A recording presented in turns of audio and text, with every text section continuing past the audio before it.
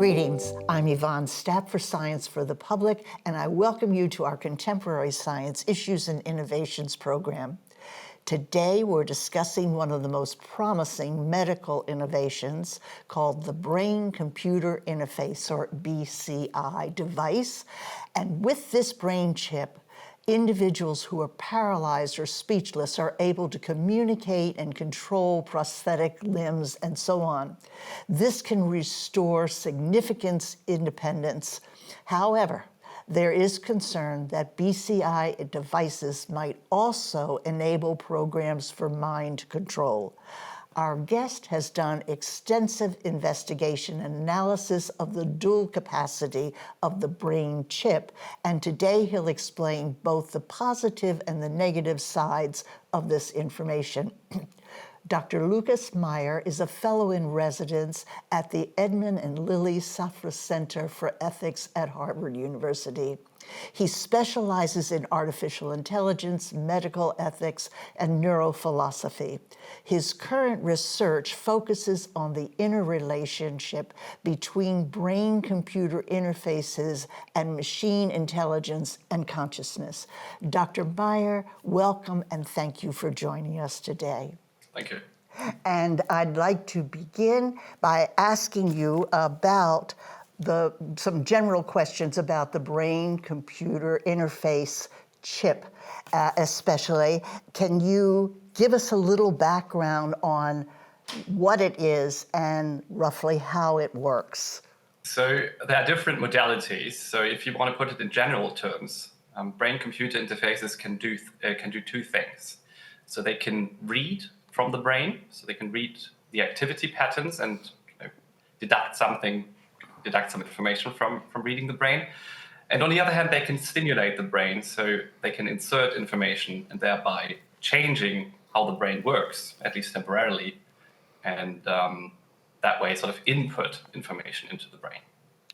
Right. Now, this is a little chip. They also have headset types that are sort of plastic that fit over the head, and those were originally developed for helping paralyzed people or people who had had strokes and couldn't communicate. And so I want to run through what it can do, but I have special emphasis on the chip. The chip is inserted in the brain, is that correct? So Neuralink's chip is inserted into the brain, yeah. It depends on the manufacturer, but if we're talking about Neuralink and some other companies, in that case, this would be an intracortical interface, so it would be inserted into the outer layer of the brain. Right. Okay, so it's inserted in the brain, and then what could it do if it was developed medically? Can you give us an idea of like how it works? So you've got this and say, I'm paralyzed. How does that work, that I can give it messages? Yes, so what it can do depends on the area of the brain into which the chip is inserted. So for example, if it's the visual cortex, it can do things that have to do with vision and analogous for other cortex or parts of the brain, basically. And if it's in the auditory cortex, you can do something that has to do with hearing. So it very much depends on where you insert it. Yeah. Okay, so it depends on where they put it. But you, in a paper that you wrote, you mentioned a patient being able to learn even to control a computer mouse, which is pretty sophisticated. And there are other cases where they've learned to direct it to write, even by imagining letters and so on. So if you have to insert that specifically to one area of the brain, you're saying? That's right. So in that case, it would be the motor cortex. So, okay. So what you want to do in that case is sort of read and decode attempts at movements. So of course, if the patient is paralyzed or if the user is paralyzed, he or she can't move, but could attempt to move. So the brain signals are there.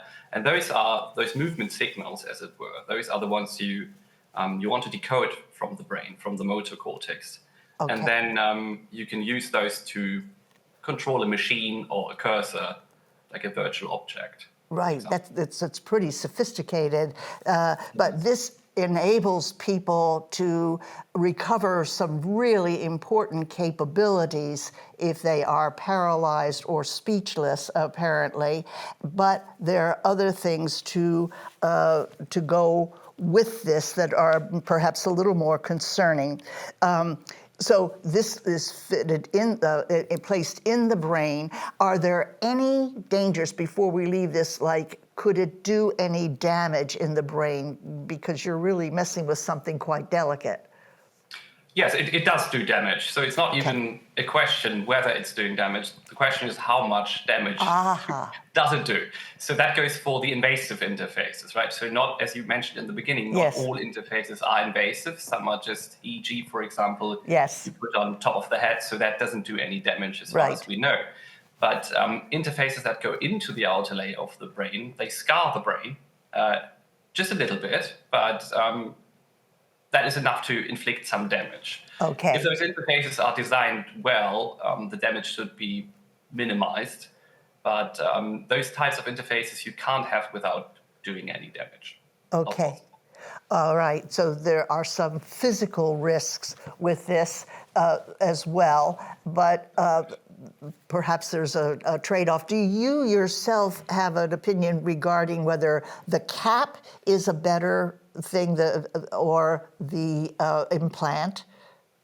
So that depends on what you want to do. So I don't think it's possible to answer that question in general terms at all. So if you need signals that are very precise, it's better to go as invasive as possible, as it were. So the closer you are to the brain, the better the quality of the signal you can extract will be, of course, right?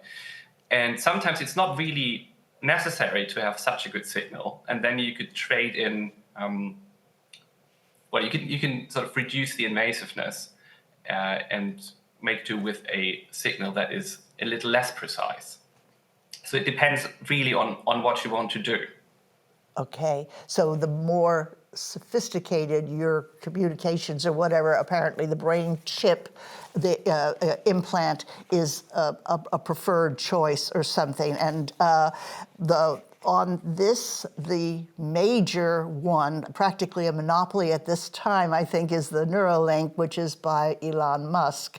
And I wonder if, well, one of the things about that is that apparently it connects also with the AI chatbot that Musk's Grot, I think that's called.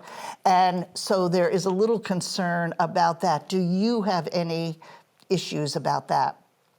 What that could do? I mean, the more technology you integrate, of course, the more ethical issues you become, basically. Good point. You get, basically.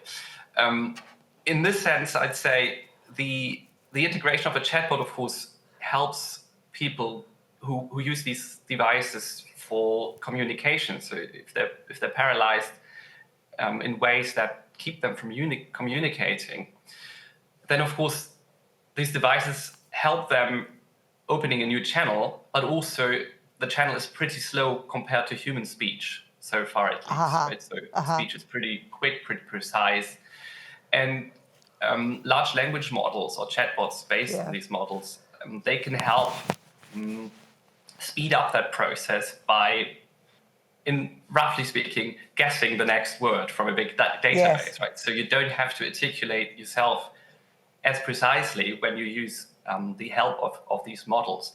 The problem is the models might not say exactly what you want to say. In this case, right? So they get some cues, those that they sort of decode from your motor activity in the brain, or motor-related activity.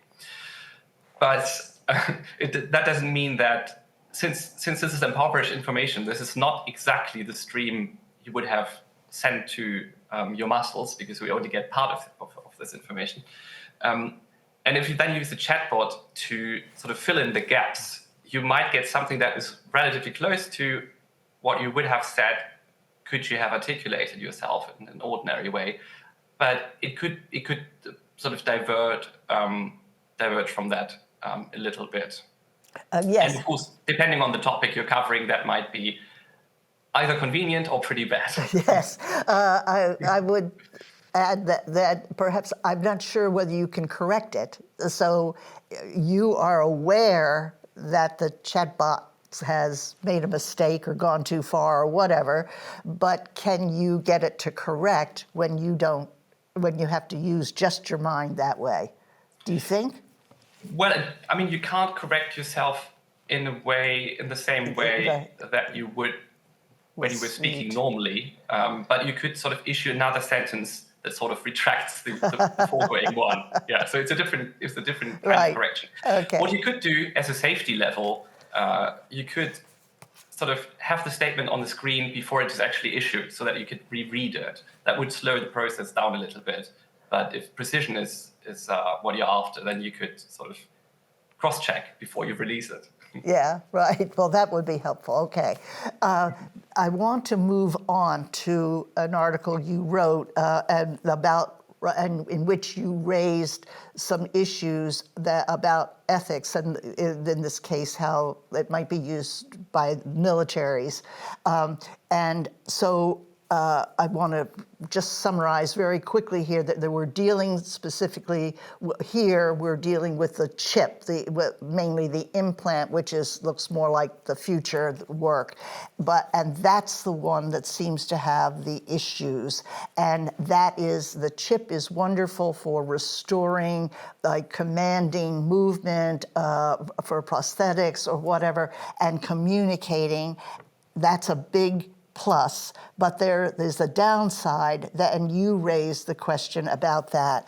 Would you please talk a bit about the research that you have done, and this was especially on the Cold War experiments. This is long before the chip. So,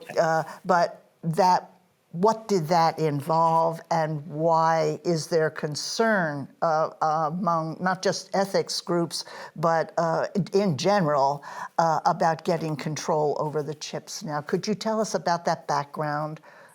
Yes, so the main worry is that in the past, several actors, states, military groups, they've tried to influence people's behavior by influencing the brain. So the idea, that is an old idea, and it was especially prevalent during the Cold War era because the Americans thought the Russians had such a technology, so they wanted it too.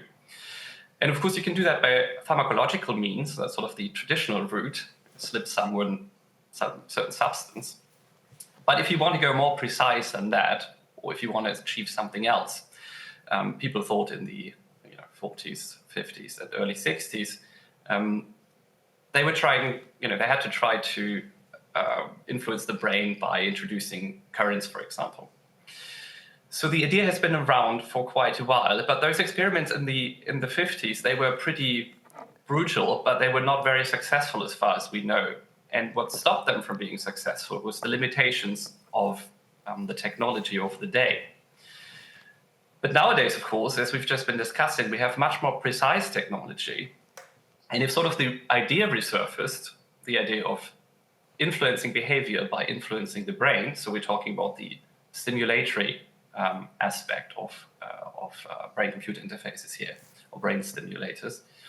And if you combine that with the old idea, then you have a pretty explosive cocktail, let's say. Yes. I'd like to elaborate a little bit on what they did with mind control, or attempts for mind control in the experiments where they tried to get people, what was it, to confess, or what did they try to get them to do? And then what were the physical or mental repercussions for that? Yeah, so finding sort of the equivalent of a truth serum in, brain stimulation or whatever you could do to the brain, that was one of the aims. Some people believe they also tried to program people to do certain actions comparable to hypnosis. So things like that have been tried in different countries, actually, around the world. Yeah. And they're probably still being tried today. We don't know, of course. Usually you only learn after the fact. But in terms of repercussions, the experiments they did on usually unsuspecting patients who were at the hospital for other reasons were very, very, well, they inflicted a lot of pain, let's put it that way. For some people, their whole memory was deleted. So they lost their second language, they became incontinent. So these experiments were very, very brutal.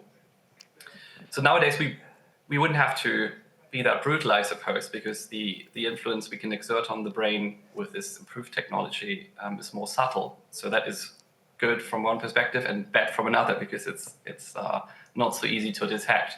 That being said, of course, brain-computer interfaces are still in their infancy. So it's not that they could be used for mind control purposes right now. We're very far from that point still, luckily.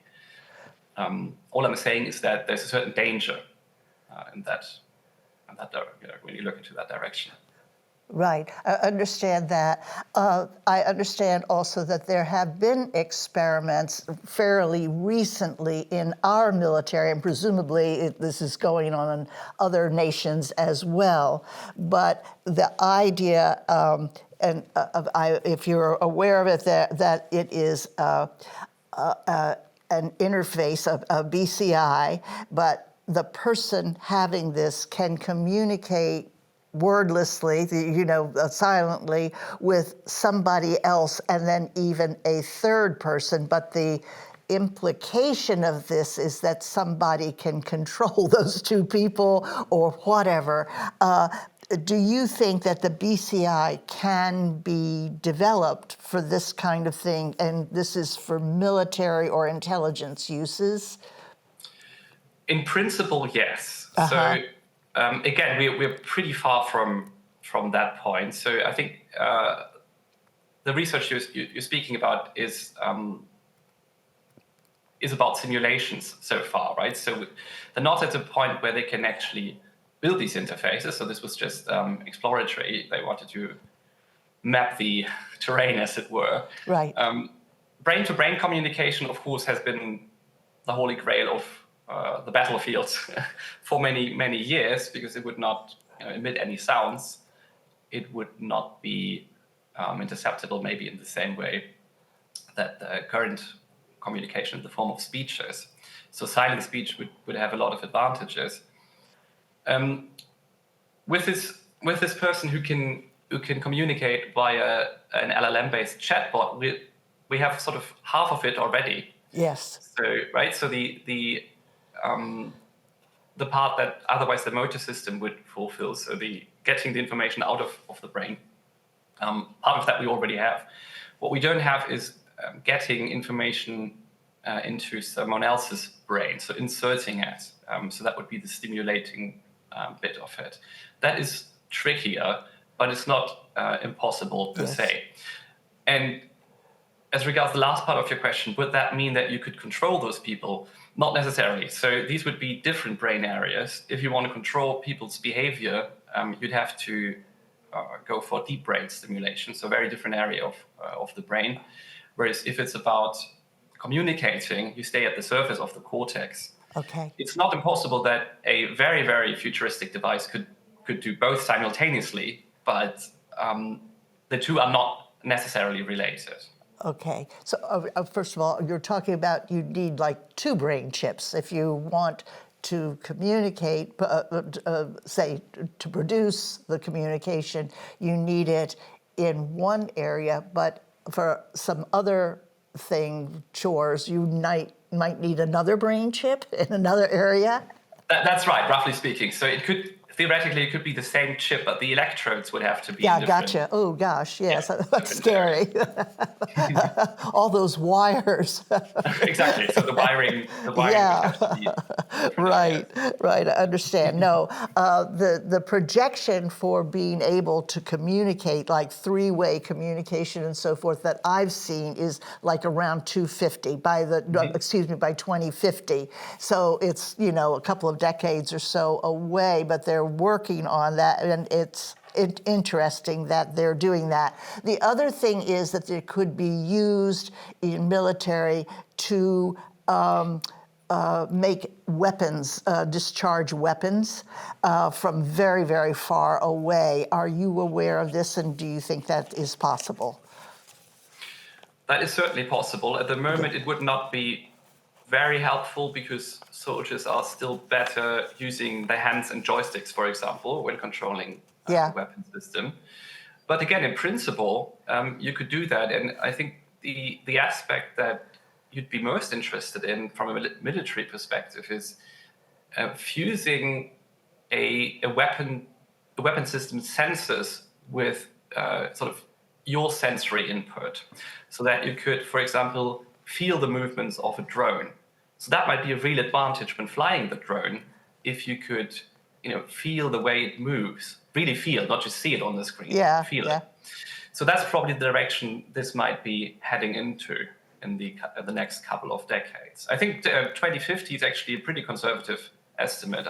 We might get there a little sooner, I suppose. Yeah, well, things have accelerated so much that it does seem like you think it's 2 decades off, but really it's 1 decade and so on. That's happening all the time, especially with this kind of stuff, certainly AI, and which is raising many questions as well. When you have these brain chips and you expect that you could have personality changes also with the implanted chip and other kinds of problems, issues as a result of the chip? Yes, so especially if it is something that is, or if it's electrodes implanted into deeper brain areas, so-called deep brain stimulation, then you can have personality changes. They're pretty difficult to define, but we know this we've been on this for a couple of years. So, for example, before real BCIs entered the scene, when it was just neurostimulation, for example, for Parkinson's disease, people would already sometimes experience changes in their character traits. So that happens when the electrode is not in the exact right place usually. So usually the tremors would stop. So you achieve the effect you want to achieve in terms of curing. But as a side effect of those interventions, people's behavior sometimes changes.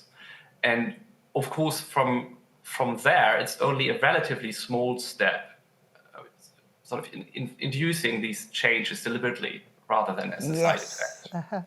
Right.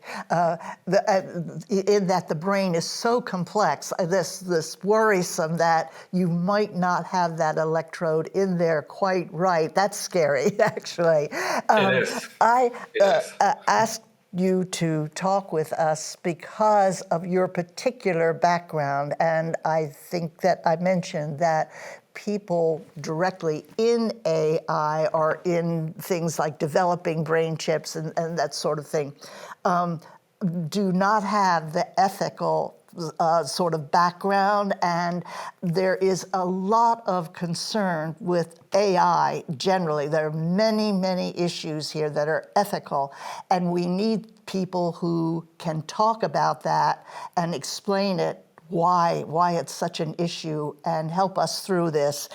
Could you give us any ideas about how you might ensure that this technology is not misused? Because it's going to get misused here. You could see that coming.